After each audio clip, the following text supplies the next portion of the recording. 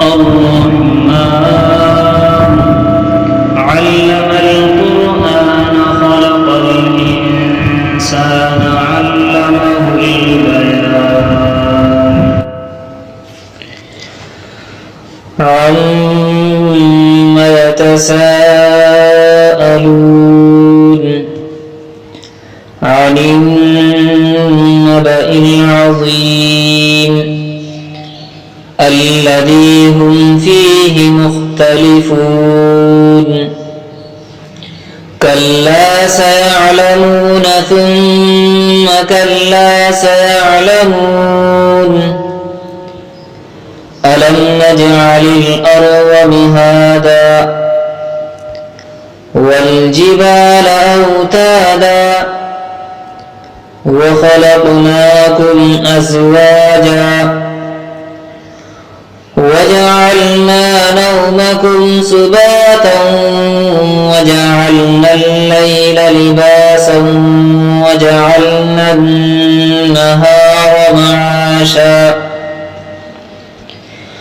وبنينا فوقكم سبعا شدادا وجعلنا سراجا وهاجا وأنزلنا من المعصرات ماء ثجاجا لنخرج به حبا ونباتا وجنات ألفافا إن يوم الفصل كان ميقاتا يوم ينفخ في الصور فتأتون أفواجا وفتحت السماء فكانت أبوابا وسيرت الجبال فكانت سرابا إن جهنم كانت مرصادا للطاغين مآبا لابثين فيها أحقابا لا يذوقون فيها بردا ولا شرابا إلا حميما وغساقا جزاء وفاقا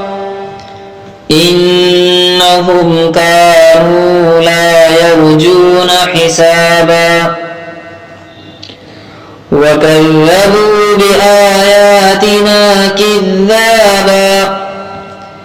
وكل شيء أحصيناه كتابا فذوقوا فلن نزيدكم إلا عذابا إن للمتقين مفازا حدائق وأعنابا وكواعب أترابا وكأسا دهاقا لا يسمعون فيها لغوا ولا كذابا جزاء من ربك عطاء حسابا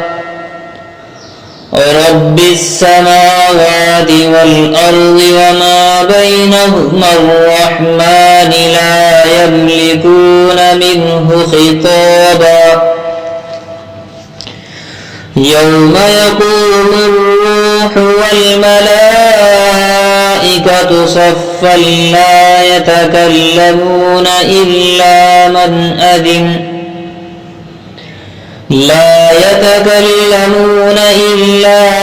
أذن له الرحمن وقال صوابا